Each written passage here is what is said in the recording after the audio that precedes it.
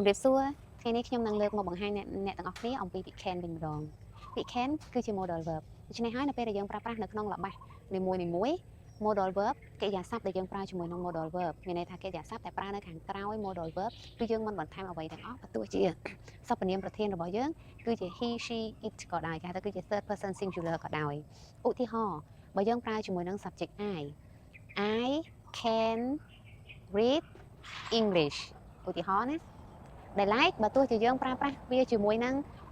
subject pronoun របស់យើងដូចជាពាក្យ he she ឬក៏ពាក្យ it ក៏ដោយ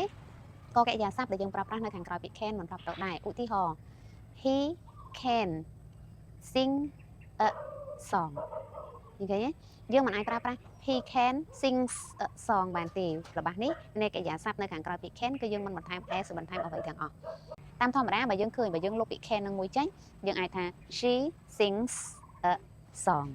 sings គឺយើងបន្ថែមអក្សរ s ដោយសារតែมันមាន modal verb នៅខាងមុខពាក្យ sing នឹងទេប៉ុន្តែនៅពេលនេះគឺមាន modal verb can របស់យើងដូច្នេះ she can sing កិរិយាសព្ទនៅក្រៅពាក្យ can គឺយើងមិនបន្ថែមអក្សរអ្វីទាំងអស់គឺនៅធាតុដើមដដែល